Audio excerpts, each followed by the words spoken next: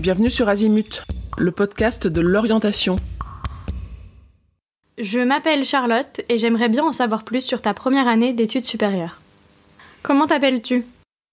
Théophile. Quelles études effectuais-tu en première année et où ? L'année dernière, j'étais en première année d'école de commerce à l'IESEG, qui est une école post-bac à La Défense, et il y a aussi un campus à Lille. Quel est ton meilleur souvenir de cette année-là ? Mon meilleur souvenir, ça a été de rentrer dans le milieu associatif et donc dans mon association, et c'est l'assaut des supporters des équipes sportives.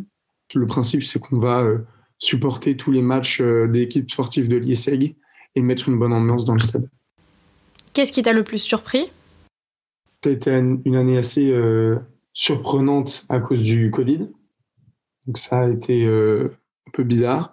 Mais ce qui m'a le plus surpris, je pense, c'est l'administration du l'IESEG, qui est en fait hyper stricte, si je peux dire ça comme ça. Je m'attendais en sortant du lycée à avoir une vie étudiante un peu large, sans trop compter les absences, où je devrais me débrouiller pour mettre en parallèle ma vie sociale, les cours, tout ça. Et en fait, l'administration de l'IESEG est hyper exigeante. Je pense que c'est ce qui m'a le plus surpris en arrivant dans le milieu étudiant. As-tu un regret ? Pas spécialement, à part le fait que l'IESEG, le monde associatif, est organisé de différentes manières. Il y a certaines associations, comme le bureau des étudiants, le bureau des sports, où on doit monter une liste entre 25 étudiants et aller chercher des sponsors. Et c'est une super expérience qui professionnalise pas mal. Et j'ai pas eu l'occasion de participer à cette expérience. Qu'est-ce qui a été différent de la terminale ? La vie étudiante. En général, la terminale, on reste quand même assez couvé. On travaille en priorité, tout ça. Et c'est vrai que la vie étudiante, en dehors des soirées, nous fait énormément mûrir et professionnalise énormément grâce au milieu associatif qui n'est pas du tout existant au lycée. Qu'as-tu appris cette année-là ? J'ai des cours hyper variés, du théâtre à la sociologie, à la diversité, à l'économie. Et moi, j'ai beaucoup apprécié les cours pratiques où on participait beaucoup, comme le théâtre, par exemple.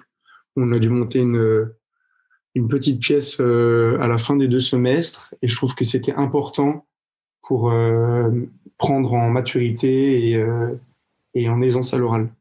Qu'est-ce qu'ils ont fait de spécial, ceux qui ont réussi cette première année ?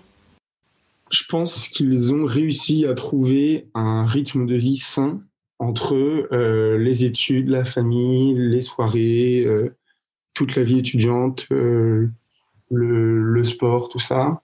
Et c'est vrai que avec le Covid, c'est un peu différent, mais en études supérieures, c'est important de prendre ça au sérieux et de trouver un bon équilibre de vie pour réussir son année, je pense. La première année est-elle à l'image de la deuxième année ? L'ambiance est hyper différente, encore une fois, je pense, dû au Covid de l'année dernière. Tout le milieu associatif commence à se mettre en place. L'année dernière, on n'avait aucun événement. Et l'ambiance générale de l'école était du coup un peu morte. Il n'y avait que les cours. Et là, l'ambiance est un peu différente en deuxième année. Et les cours sont semblables. Quel est le conseil que tu as reçu qui t'a été le plus utile ?